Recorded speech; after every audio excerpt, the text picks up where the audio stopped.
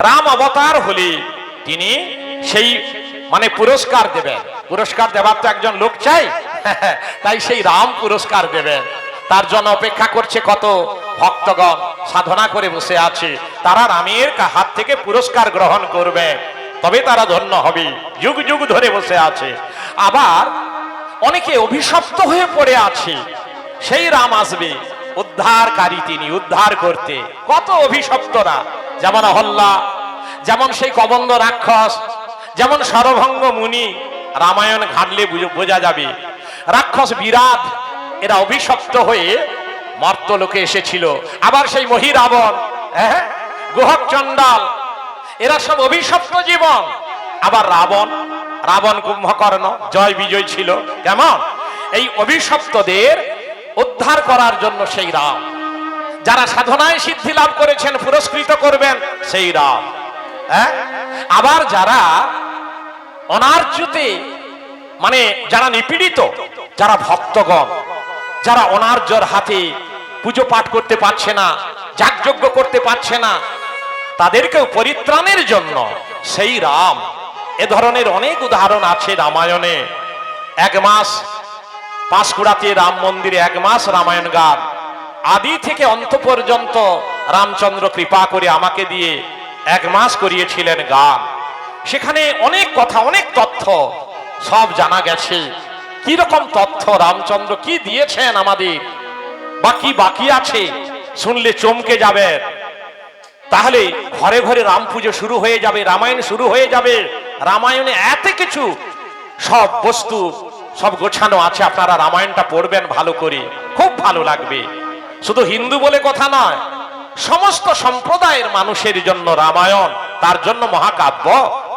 একজন হিন্দু বাড়িরই ছেলে যদি বাবা মাকে শ্রদ্ধা করে, হিন্দুর বাবা মা যত, হিন্দু বাড়ির সেই বাবা মা যত আনন্দ পাবে, একটা মুসলমান বাড়ির ছেলে যদি বাবা মাকে শ্রদ্ধা করে ততটাই আনন্দ পাবে, ততটাই খুশি হবে। আর সেই শিক্ষা দেওয়া আছে রামায়ণে। কি বলা আছে?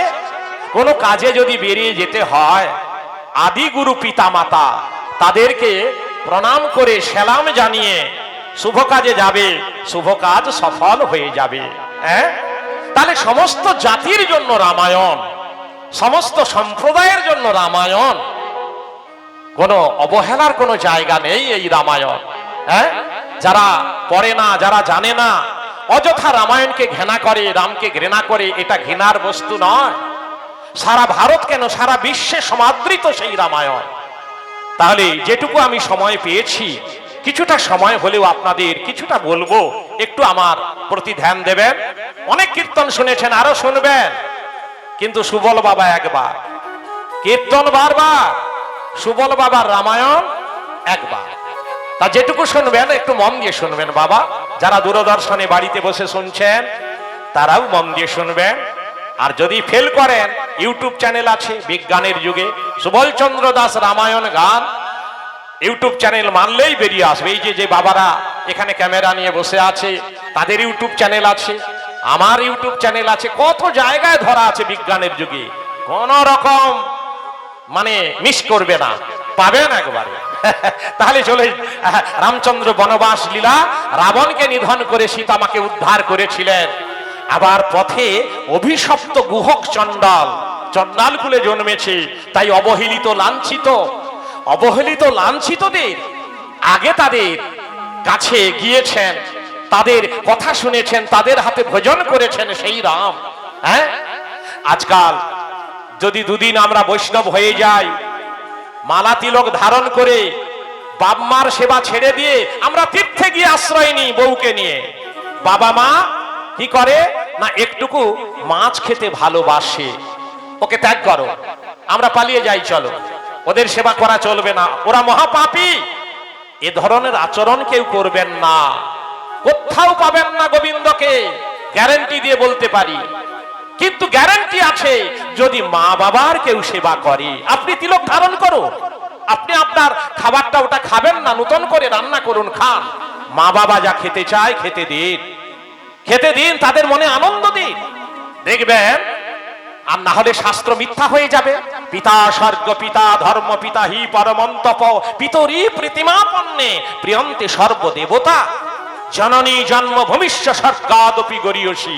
এই বেদ বাক্য তাহলে মিথ্যা হয়ে যাবে। তাহলে পিতামাতাকে শ্রদ্ধা করা, গুরুজনকে সম্মান করা, আদিগুরু পিতামাতা এই শিক্ষা দিচ্ছে রামায়ণ। রামায়ণ শিক্ষা দিচ্ছে, তাই রামায়ণটা ভালো করে পড়বেন। চলুন, রামচন্দ্র বসে আছেন সাগরের তীরে, বানরগণ পরিবেষ্টিত হয়ে, আর বানরগণ ওই রামচন্দ্রকে ঘিরে, কারণ রাবণ বধ হয়েছে। এইবার তো আনন্দের সময় ঘনিয়ে এসেছে, আনন্দ, চতুর্দিকে আনন্দ, সকলে আনন্দ বিনোদন করছে, আনন্দে নাচানাচি করছে।